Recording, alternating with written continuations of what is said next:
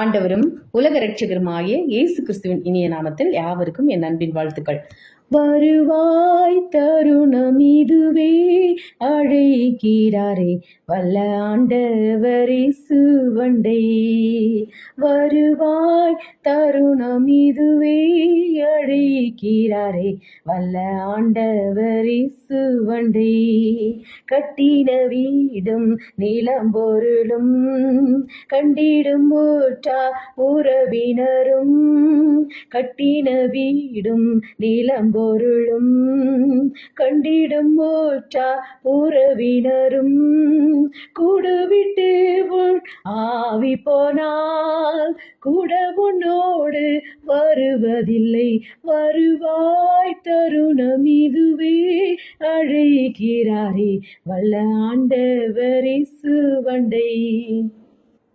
வாழ்நாளை எல்லாம் வீணாழாய் வருத்தத்தோடு கழிப்பது ஏன்? வாழ்நாளை எல்லாம் வீணாழாய் வருத்தத்தோடு கழிப்பது ஏன்? வந்தவர் பாதம் சரணடைந்தார், வாழ்வழித்து உன்னை சேர்த்து கொள்வார். வருவாய் தருணம் இதுவே, அழைக்கிறாரே வல்ல ஆண்டவர் இயேசுவண்டை. தள்ளப்பட்ட உன் வாழ்க்கை மகிமையாக மாறும். வீடு கட்டுகிறவர்கள் ஆகாதென்று தள்ளின கல்லே மூளைக்கு தலைக்கல்லாயிற்று. சங்கீதம் 118:22.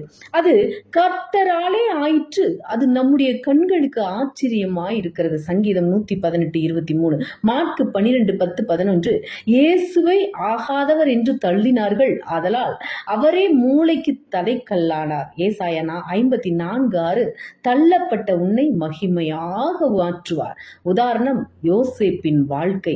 ஆதியாகமம் 37:23-24. தன் சகோதரர்களால் தள்ளப்பட்டார், வெறுக்கப்பட்டார். இவன் ஆகாதவன் என்று தள்ளினார்கள், வெள்ளி காசுக்கு விற்று போட்டார்கள். ஆதியாகமம் 37:28. ஆனால் தள்ளப்பட்ட யோசேப்பின் வாழ்க்கை மகிமையாக மாறியது. பிரசங்கி 3:1-7. ரோமர் 12:12. உபத்திரவத்தின் மத்தியில் பொறுமையாக இருங்கள். 2 கொரிந்தியர் 4:16-17. அதி சீக்கிரத்தில் நீங்கிவிடும் லேசான உபத்திரவம். எக்ஸாம்பிள், அன்னாள் வாழ்க்கை. 1 சாமுவேல் 1:5-7 வரை. குழந்தை பாக்கியம் இல்லை என்று அவளை ஒதுக்கினார்கள். 1 சாமுவேல் 1:10-11. அன்னாள் ஜெபம் செய்தாள். 1 சாமுவேல் 1:19. ஜெபத்தை கேட்டு தேவன் அற்புதம் செய்தார். தள்ளப்பட்ட உன் வாழ்க்கை மகிமையாக மாறும். லூக்கா 18:1. சோர்ந்து போகாமல் ஜெபம் செய்யுங்கள். உதாரணம், தாவீது வாழ்க்கை. 1 சாமுவேல் 16:6-12. சொந்த குடும்பத்தால் தள்ளப்பட்டு ஆடுகளை மேய்த்து கொண்டிருந்தார். ஆனால் பாருங்கள், அவனை தேடி ராஜ மேன்மை வந்தது. சங்கீதம் 118:22. வசனம் நிறைவேறியது. அதே போல் உங்கள் வாழ்க்கையும் மகிமையாக மாறும். ஒரு கட்டிடத்தின் 2 சுவர்கள் இணையும் இடத்தில் மூலையில் வைக்கப்பட்ட கல் சுவர்களை இணைப்பதற்கும் அவை இடிந்து விழாமல் இருப்பதற்கும் இது அவசியமாக இருக்கிறது. அஸ்திவாரத்தில் வைக்கப்பட்ட மூலைக்கல் முக்கியமான மூலைக்கல்லாக இருக்கிறது. பொது கட்டிடங்களையும் நகரத்தின் மதில்களையும் கட்டுவதற்கு மிக உறுதியான மூலைக்கல் தேர்ந்தெடுக்கப்படுகிறது. மார்க்கு 12:10. வீடு கட்டுகிறவர்கள் ஆகாதென்று தள்ளின கல்லே மூளைக்கு தலைக்கல்லாயிற்று. ஏசாயா 28:16. ஆதலால் கர்த்தராகிய ஆண்டவர் உரைக்கிறதாவது, இதோ அஸ்திபாரமாக ஒரு கல்லை நான் சீயோனிலே வைக்கிறேன், அது பட்சிக்கப்பட்டதும் விலையேற பெற்றதும் திட அஸ்திபாரம் உள்ளதுமான மூளைக்கல்லாயிருக்கும். விசுவாசிக்கிறவன் பதறான். மத்தேயு 21:42. இயேசு அவர்களை நோக்கி, வீடு கட்டுகிறவர்கள் ஆகாதென்று தள்ளின கல்லே மூளைக்கு தலைக்கல்லாயிற்று, அது கர்த்தராலே ஆயிற்று, அது நம்முடைய கண்களுக்கு ஆச்சரியமாய் இருக்கிறது என்று நீங்கள் வேதத்தில் ஒரு காலம் வாசிக்கவில்லையா? அப்போஸ்தலர் 4:11. வீடு கட்டுகிறவராகிய உங்களால் அற்பமா எண்ணப்பட்ட அவரே மூளைக்கு தலைக்கல்லானார்.